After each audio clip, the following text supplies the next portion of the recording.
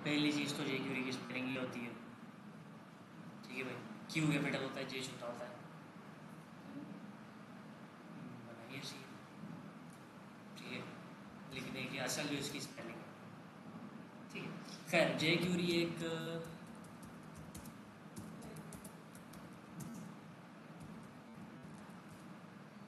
Light weight जावा script library है। ठीक है, लाइट वेट जावा स्क्रिप्ट लाइब्रेरी, सबके अलग अलग मतलब है। पहली बात तो ये है कि जो जे क्यूरी है वो एक जावा स्क्रिप्ट की लाइब्रेरी है आसान लफ्ज़ों में। मतलब ये है कि एक जावा स्क्रिप्ट के अंदर हम लोग जो कोड लिखते थे वो लिखते थे कुछ ऐसे, document gate element by ID जो भी है, और यहाँ पर आईडी पास होती है जो भी आईडी है, dot inner H T M L equal value जो भी है। ठीक, जे क्यूरी बनाई गई है क्योंकि जावा स्क्रिप्ट का जो कोड है वो बहुत ज़्यादा कॉम्प्लेक्स है।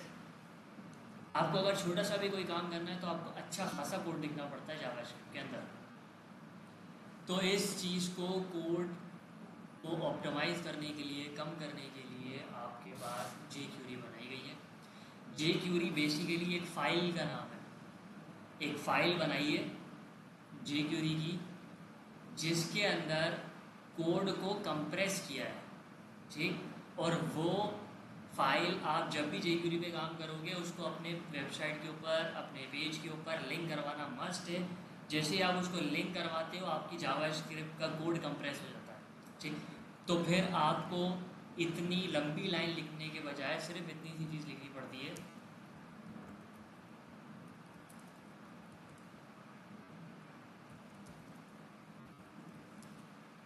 खत्म।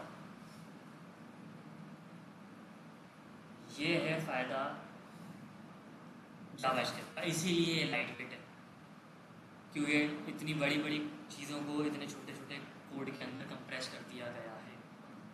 ठीक है,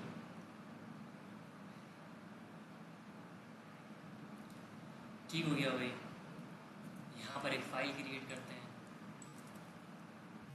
index dot H T M L, और वी स्टोर करो बिल्डर्स को।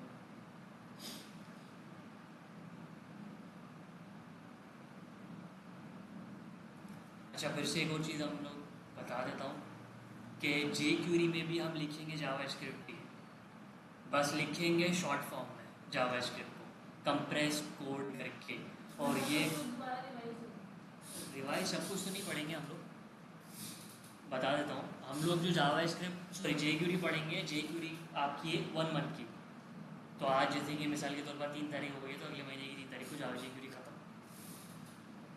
जे क्यूरी के दो पोर्शन हैं। एक तो है कोड कंप्रेस करना। ठीक, जैसे कि जावा स्क्रिप्ट में इस तरीके से लिखते हैं, जे क्यूरी में इस तरीके से लिखते हैं, और भी दूसरी चीज़ें उसको किस तरीके से लिखते हैं वगैरह वगैरह, इवेंट्स को किस तरीके से लिखते हैं वगैरह। तो 15 दिन हम लोग पढ़ेंगे कस्टम जे क्यूरी, कोड कंप्रेस करना, ये सब कुछ। और बाकी के 15 दिन हम लोग पढ़ेंगे जे क्यूरी का दूसरा हिस्सा। जे क्यूरी के अंदर आप कस्टम कोड भी कर सकते हो, और जे क्यूरी के कोड बने बनाए भी मिलते हैं। लाइब्रेरी कहते हैं जिसको हम लोग, बनी बनाई लाइब्रेरीज मिलती हैं। अच्छा, मैंने आप लोगों को एक असाइनमेंट नहीं दिया।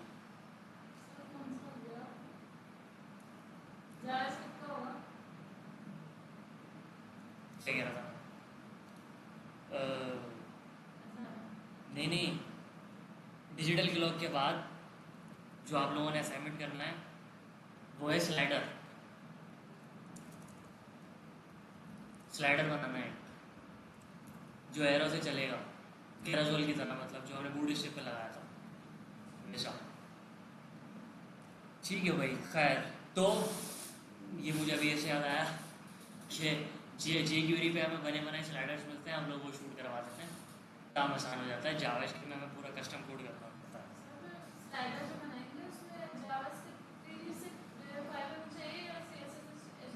H T M L, C S S, images, और जावा स्क्रिप्ट। जावा स्क्रिप्ट तो उसको मूव करवाएगी सिर्फ, बाकी सारा काम H T M L C S S का होगा। नहीं है। आप बूटस्ट्रैप का स्लाइडर सबसे वो इंपॉर्टेंट चीज़ है, आप क्लिक करते हो स्लाइड चेंज हो जाती है, बिल्कुल वैसे ही बनाना है बटन पे। हाँ मतलब बटन क्लिक हो तो स्लाइड चेंज हो जाए, इस वाला बटन क्लिक हो तो पुरानी वाली प्रीवियस आ जाए। हाँ जैसे कि स्लाइडर बनता है। ठीक है, तो हम लोग जो शुरू के 15 दिन पढ़ेंगे वो आपकी कस्टम jQuery होगी, कोड होगा, कोड कंप्रेस करना ये सब कुछ, और बाकी के जो हमारे 15 दिन होंगे उसके अंदर हम लोग लाइब्रेरीज लगाना सीखेंगे बनी बनाई, जिसमें स्लाइडर्स होंगे, टेस्टिमोनियल्स होंगे वगैरह वगैरह। ठीक है भाई, HTML पर आए और यहाँ पर आपने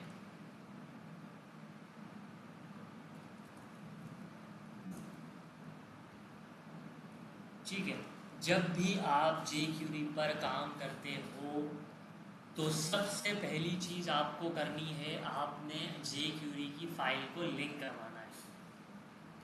वो jQuery की फाइल आपको मिल जाएगी बिल्कुल उसी तरीके से, जैसे बूटस्ट्रैप की फाइल चाहिए तो बूटस्ट्रैप की वेबसाइट, jQuery की फाइल चाहिए तो jQuery की वेबसाइट है jQuery.com। तो आप जाओगे jQuery.com पर, एंटर किया, ठीक है, तो वही चीज़ बोल रहा है कि लाइट वेट जावास्क्रिप्ट की लाइब्रेरी है एंड सो ऑन, जो हमने भी बात की। शायद पढ़ना चाहो पढ़ सकते हो, ज़्यादा ज़रूरी नहीं है वैसे। हमें चाहिए इसकी फाइल के लिए डाउनलोड। इस वक्त जो आपके पास jQuery का वर्जन चल रहा है वो चल रहा है 3.7.1 है। डाउनलोड के बटन पे क्लिक किया, डाउनलोड के बटन पे क्लिक करने के बाद आपने क्लिक करना है डाउनलोड jQuery पे। जैसे ही आपने डाउनलोड jQuery पे क्लिक किया तो ये है वो फाइल jQuery की, जो आप लोग अपने वेबसाइट पर लिंक करवाओगे या अपने पेज पर लिंक करवाओगे जब भी jQuery यूज़ करोगे। jQuery की फाइल को लिंक करवाने के दो तरीके हैं।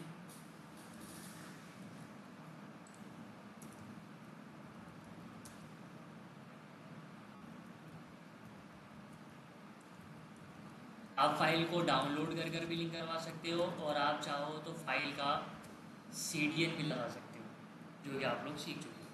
ठीक है, दोनों तरीके से बात कर लेते हैं। ये है फाइल, इसको मैं डाउनलोड करना चाहता हूँ तो डाउनलोड करने के लिए आप इसको करोगे सेव करने का शॉर्टकट Ctrl+S, वरना राइट क्लिक करके भी सेव कर सकते हो, मर्जी है जैसे करना चाहो। ठीक है, यहाँ पर मैंने किया Ctrl+S, नहीं हुआ। यहाँ मुझसे पूछ रहा है कहाँ सेव करना चाहते हो भाई, तो मैंने कहा भाई ये फोल्डर में मैं काम कर रहा हूँ, इसी में सेव करवा दो।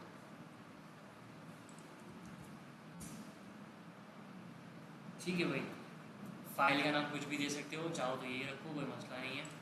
हम इसको कर देते हैं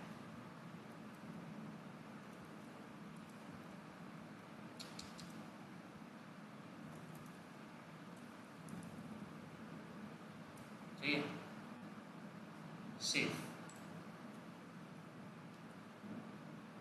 सेव हो गई भाई फाइल। ठीक है, इस फाइल को लिंक करवाने के लिए आप स्क्रिप्ट,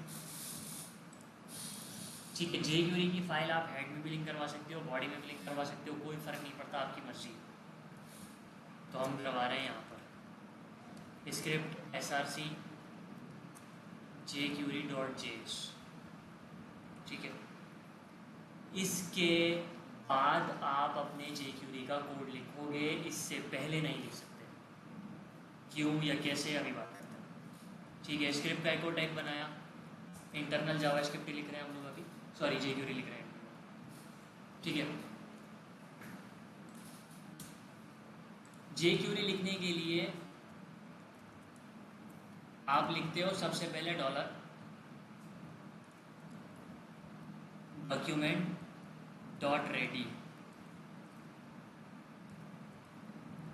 और इसमें आप लिखते हो फंक्शन। इंटरनल फंक्शन कहते हैं इसको, हमने पहले भी बात की थी। इंटरनल फंक्शन का नाम लिखो ना लिखो कोई फ़र्क नहीं पड़ता, तो हमने हटा दिया, एक्सटर्नल में मस्ट है। इसका मतलब इस कोड का डॉक्यूमेंट आपको पता है किसको कहते हैं जावास्क्रिप्ट में, HTML के पेज को। HTML का पेज जब लोड होने के लिए रेडी हो तब ये वाला फंक्शन चलना चाहिए, और इस फंक्शन के अंदर हम हमारा पूरा कोड लिखेंगे jQuery का। मतलब jQuery का कोड तभी रन होगा जब आपका HTML का पेज रेडी होगा लोड होने के लिए। अगर रेडी नहीं है तो कोड भी नहीं चलेगा। ऐसा नहीं है कि आप इसके बाहर ये वाला कोड jQuery का नहीं लिख सकते हो, लेकिन अगर इसके बाहर लिखोगे तो कोड को कोई फ़र्क नहीं पड़ता कि डॉक्यूमेंट रेडी है या नहीं है, उसने चल जाना है। ठीक है, बस। तो यहाँ पर हम लिखते हैं मिसाल के तौर पर कंसोल या अलर्ट लिख दो, जो भी लिखना चाहो।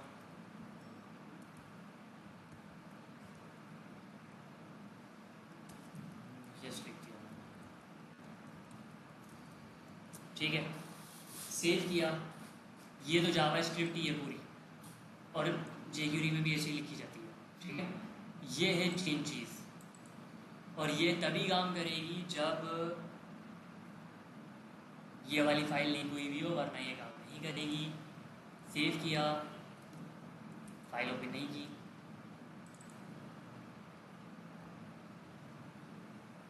अलर्ट चल गया, इसका मतलब jQuery परफेक्ट तरीके से लिंक हुई है।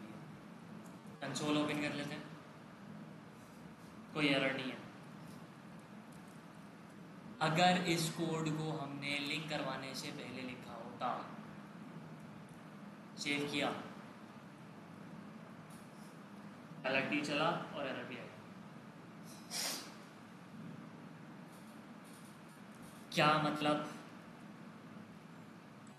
ये है वो फाइल जिसका काम है जावा स्क्रिप्ट के बड़े बड़े कोड को छोटे छोटे कोड में, टुकड़ों में कन्वर्ट करना। ठीक है, जावा स्क्रिप्ट स्क्रिप्टिंग लैंग्वेज है, लाइन बाय लाइन चलती है।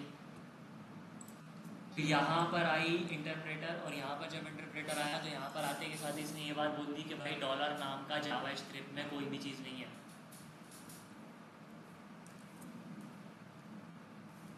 क्योंकि आपने इस कोड को बाद में एक्टिव किया है, पहले ये वाला कोड चल गया, ये पंगा है। और अगर आप सही तरीके से लिखोगे तो कोई मसला नहीं है। पहले जावा स्क्रिप्ट का कोड jQuery में कन्वर्ट हो गया, उसके बाद ये समझ जाएगा कि ये क्या काम कर रहा है, तो कोई एरर नहीं, कोड बिल्कुल सही तरीके से रन हो जाएगा। ठीक हो गया, डन हो गया। कुछ मसला, कुछ पूछना है अपने मतलब पूछ सकते हो। ठीक है, छोटी सी चीज़ समझा देता हूँ, इससे कहते हैं टारगेट करना। ठीक, जो कि हम लोग jQuery में, सॉरी जावा स्क्रिप्ट में करते थे, document dot gate element by ID वगैरह। तो हम लोगों ने उसके अंदर जब टारगेट पढ़ा था शुरू में, तो सबसे पहली जो हमने चीज़ पढ़ी थी वो पढ़ा ही डॉक्यूमेंट था। पूरे के पूरे पेज का कोड टारगेट हो जाता है, पूरा पेज टारगेट हो जाता है। ठीक, तो ये है टारगेट, किस चीज़ को कर रहे हो आप, और ये चीज़ कहलाती है सिलेक्टर, रेडी मतलब। ठीक है, अगर मैं यहाँ से इसको हटा दूँ तो समझ में आ जाएगा, ये कहलाता है सिलेक्टर। ठीक है, तो यहाँ पर वही वाली बात हमने बोली है, बस इसको सिलेक्टर कहते हैं, लफ्जी नाम है, याद रखना अच्छा लग सकते हो, वैसे हमारे किसी काम में नहीं है, घट्टे घट्टे से मतलब लिखा। ठीक है, और सिलेक्टर के अंदर हम लोग लिखते हैं कि हमारा सिलेक्टर क्या काम कर रहा है, तो ये हमारे डॉक्यूमेंट को रेडी करने का काम करता है बस। Refresh alert.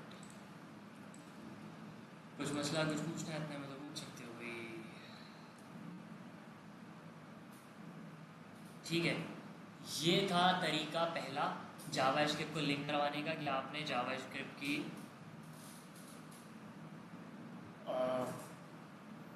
फाइल को डाउनलोड किया और फाइल को लिंक करवा दिया। दूसरा तरीका, अच्छा यहाँ पर जो ये आपको जावा jQuery की फाइल दे रहा है, ये मिनीफाइड फाइल दे रहा है, आप इसका मिनीफाइड वर्जन अगर नहीं देखना चाहते, नॉर्मल वर्जन देखना चाहते हो, तो मैं हटा दोगे jQuery की फाइल का नॉर्मल वर्जन। ठीक, क्योंकि आप लोग पढ़ चुके हो, अगर ये पढ़ना चाहो तो पढ़ सकते हो, क्या काम कर रहा है, कैसा काम कर रहा है वगैरह वगैरह। अच्छा, एक और मुझे सवाल याद आ गया। अच्छा हाँ बोलो।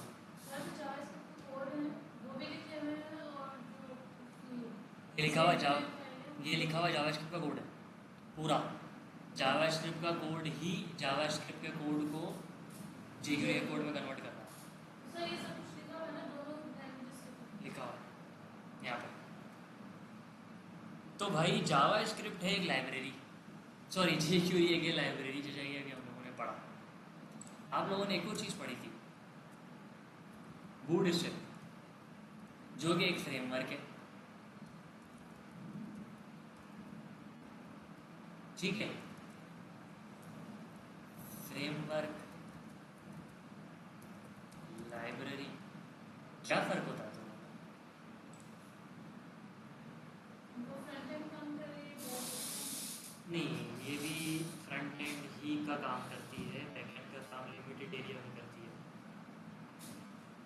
नहीं, फ्रेमवर्क जो है तो उसमें भी जावास्क्रिप्ट यूज होती है। कैराजोल चलता है ना आपका बूट सिस्टम पर, तो वो जावास्क्रिप्ट ही चलता है। तो अब जावास्क्रिप्ट का फ्रेमवर्क भी है, जावास्क्रिप्ट की लाइब्रेरी भी है, तो फ़र्क क्या हुआ? हमें कैसे पता है कि फ्रेमवर्क क्या है और लाइब्रेरी क्या है?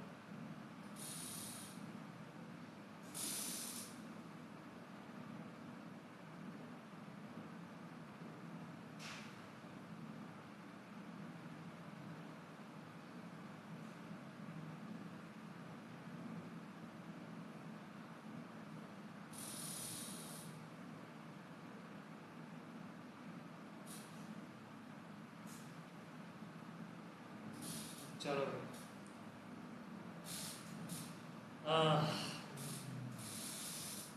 फ्रेमवर्क आसान लफ्ज़ों में आपका रूम है, ठीक है। हमारे रूम में हमारी मर्जी चलती है, ठीक है। हम एक जूता वहाँ फेंकते हैं, एक जूता वहाँ फेंकते हैं, और किसी चीज़ को कहीं फेंकते हैं, किसी चीज़ को कहीं फेंकते हैं।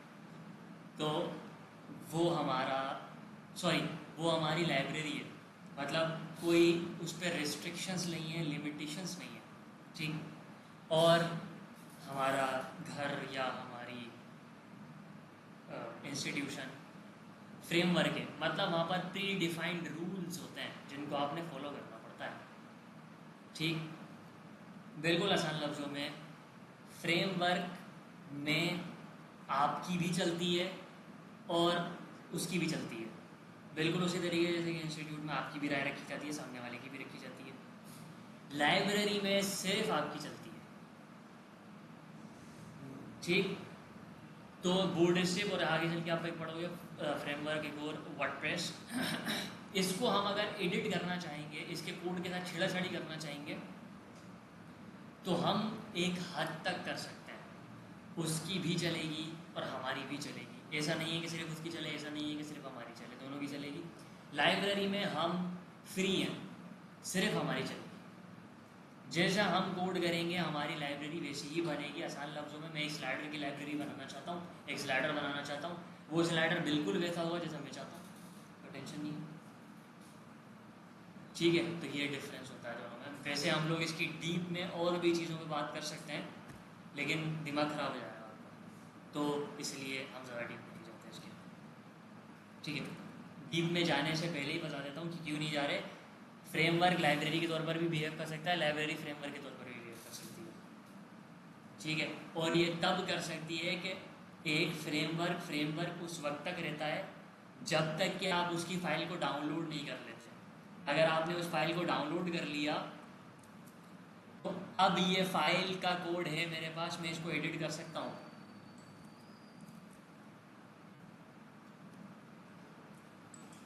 तो मैं अपनी मर्जी का कोड लिखूंगा।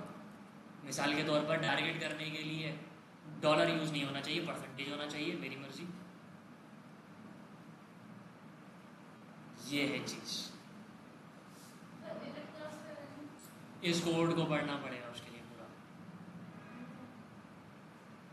जो ये छोटा सा कोड है, बस इसको पढ़ना पड़ेगा।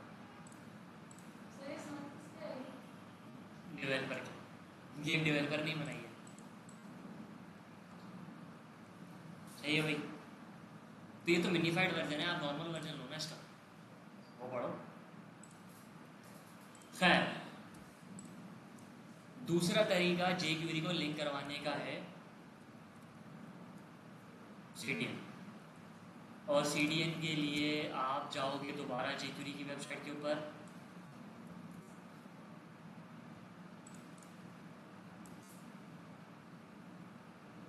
ठीक है। जेक्यूरी की वेबसाइट गलत आ गया, हम जेक्यूरी की वेबसाइट पे मेन पेज पर आओ भाई।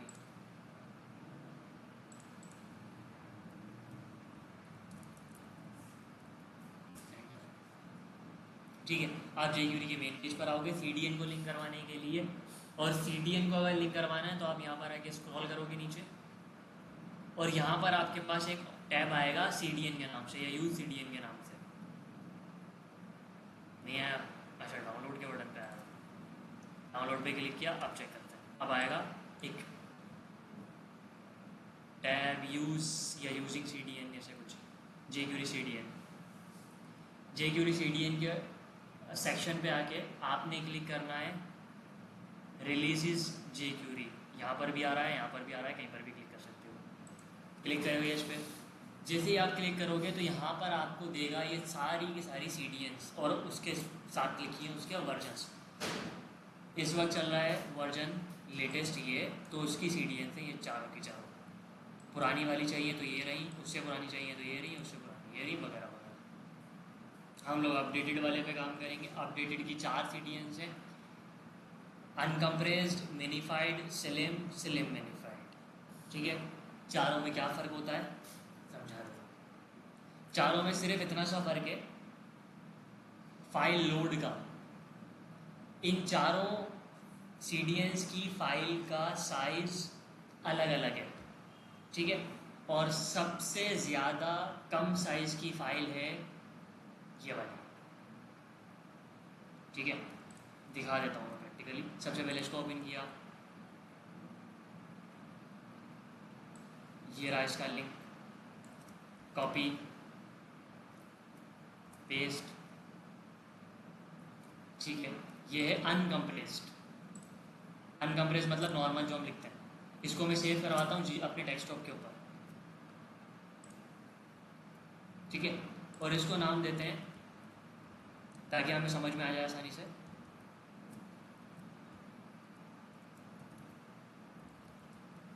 अनकम्प्रेस्ड, ठीक है। सेव कर दिया और इसको हो गई, इसको यहाँ से हटा भी दिया। अब आ जाओ दूसरे वाले पे, मिनीफाइड पे।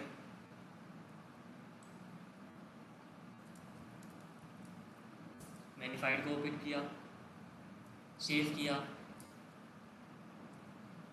सेम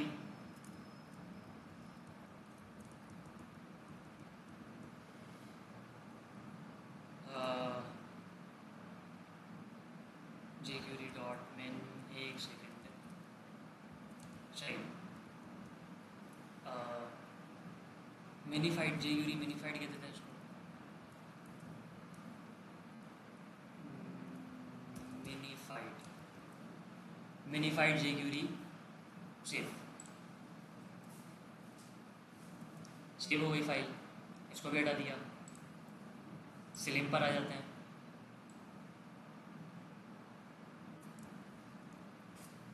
पेस्ट किया,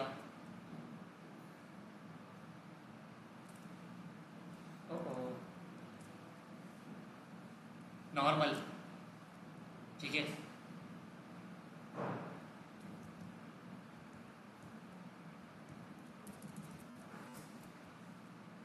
ये है स्लिम, स्लिम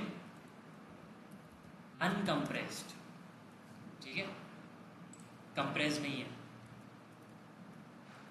सेव हो गई, हटा दिया। और अब आ जाते हैं स्लिम मिनीफाइड पर।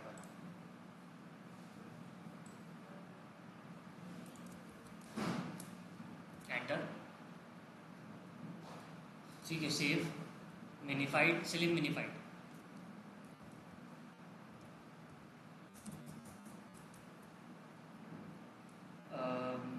Slim minified jQuery save.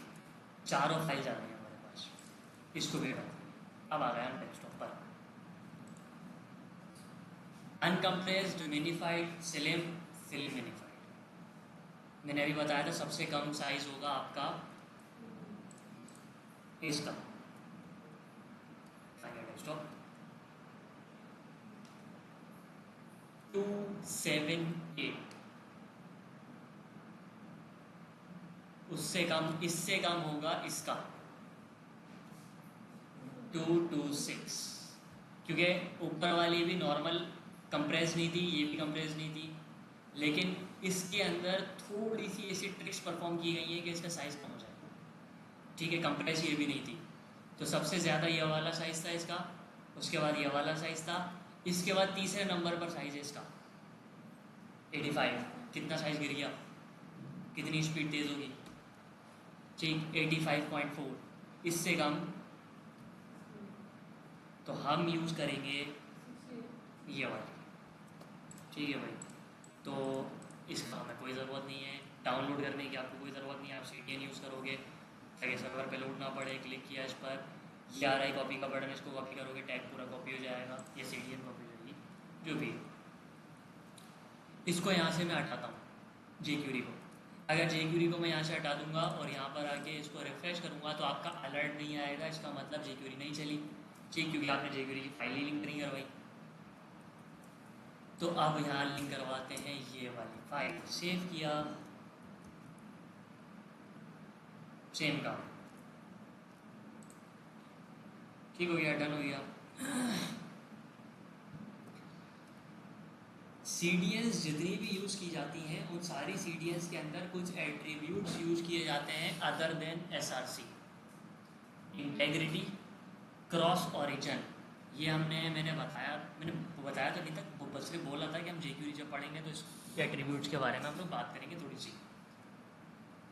Integrity attribute और क्रॉस ओरिजिन एट्रीब्यूट दोनों बहुत इंपॉर्टेंट है। इंटेग्रिटी सबसे ज़्यादा इंपॉर्टेंट है, क्रॉस ओरिजिन डिफ़ॉल्ट है, लिखोगे तो भी कोई फ़र्क नहीं पड़ता, नहीं लिखोगे तो भी कोई फ़र्क नहीं पड़ता।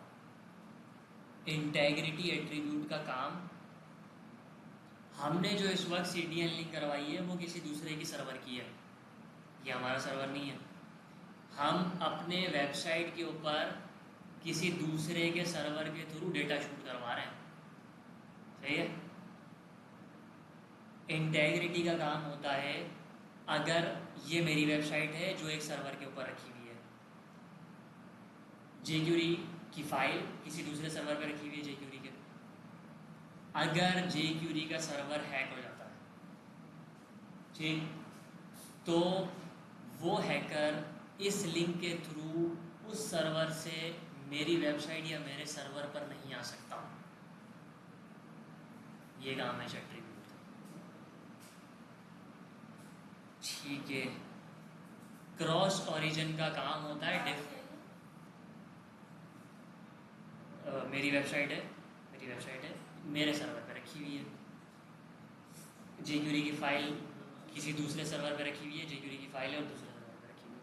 अगर ये वाला सर्वर जेक्यूरी का हैक हो जाता है तो हैकर इस लिंक की वजह से उस सर्वर से या उस फाइल से मेरी वेबसाइट पर या मेरे सर्वर पर कुछ भी हिट नहीं कर सकता, कुछ भी वायरस नहीं फेंक सकता, मेरी वेबसाइट हैक नहीं कर सकता। ये काम है इंटेग्रिटी एट्रीब्यूट का, उसको रोकना आसान लफ्ज़ों में, क्योंकि जेक्यूरी की फाइल हमने लिंक करवाई है, पता नहीं कितनों ने लिंक करवाई हुई होगी, हज़ारों लाखों करोड़ों बिलियंस ऑफ वेबसाइट चल रही हैं, ठीक। तो ये काम होता है इंटेग्रिटी का। क्रॉस ओरिजिन डिफ़ॉल्ट है, लगाओ ना लगाओ कोई फ़र्क नहीं पड़ता, पहले लगाना ज़रूरी था जब आपका ब्राउज़र अपडेटेड नहीं था, अब इतनी ज़रूरत नहीं पड़ती, लेकिन लगा देना बेहतर होता है। क्रॉस ओरिजिन का काम है कि जेक्यूरी की फ़ाइल का डेटा आपकी वेबसाइट पर या आपकी सर्वर पर प्रॉपर तरीके से शूट हो रहा है या नहीं हो रहा, और HTML प्रोटोकॉल को प्रॉपर तरीके से यूज़ कर रहा है या नहीं कर रहा, ठीक। लेकिन अगर आप इसको यूज़ नहीं भी करते तो भी बाय डिफ़ॉल्ट आपका प्रोटोकॉल सही चलता है, कोई फ़र्क नहीं पड़ता उस पर। तो ये एक ऑप्शनल है, इंटेग्रिटी वाला यूज़ करना चाहिए, ठीक है भाई। तो सेव किया और रिफ़्रेश किया तो आपका कोड बिल्कुल प्रॉपर तरीके से काम कर रहा है, कोई टेंशन नहीं है, ठीक हो गया। इन सीडीएंस में से कोई सा भी सीडीएन आप लिंक करवा सकते हो, कोई फ़र्क नहीं पड़ता, सिंपल। कुछ मसला कुछ पूछना है इतने में तो पूछ सकते हो भाई। अलर्ट को लिखने का तरीका सेम जावास्क्रिप्ट वाला है जेक्यूरी में भी, और कंसोल को लिखने का भी तरीका सेम टू सेम है जेक्यूरी वाला, सॉरी जावास्क्रिप्ट वाला जेक्यूरी में भी console.log ही लिखा जाता है जेक्यूरी में भी। सेव, ठीक है, चेंज नहीं है, ठीक। जो जो चीज़ें चेंज की गई हैं या हुई हैं उनके बारे में हम लोग बात करेंगे अगली क्लास से। ये है जेक्यूरी को लिखने का तरीका। डॉक्यूमेंट का मतलब है डॉक्यूमेंट आपका पूरा टारगेट हो जाता है आपकी HTML की फ़ाइल। डॉट रेडी का मतलब है कि जब डॉक्यूमेंट यानी कि आपकी HTML की फ़ाइल रेडी हो लोड होने के लिए तो आप ये वाला कोड रन करो। अगर आप आसान लफ्ज़ों में, अगर आपकी HTML फाइल लोड हो रही है तो ही ये फंक्शन या कोड चलेगा, वरना नहीं चलेगा। और अगर आप इसके बाहर कोड लिखोगे तो भी काम करेगा।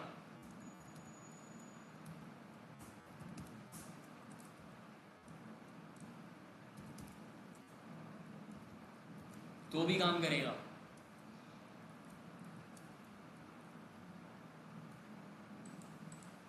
ठीक। मगर ये इस कोड को कोई फर्क नहीं पड़ता, इस कोड ने हर हाल में चलना है, चाहे वेबसाइट लोड हो या ना हो। ठीक। ये बस एक छोटा सा फर्क आता है, तो बस पता होना चाहिए। डेवलपर ज़्यादातर ये वाला तरीका यूज़ करता है, जो प्रोफेशनल तरीका है, अच्छा तरीका है थोड़ा। बाकी नॉर्मल भी लिखा जा सकता है, कोई फ़र्क नहीं पड़ता। ठीक है भाई, कुछ मसला कुछ पूछना है इतने में तो पूछ सकते हो।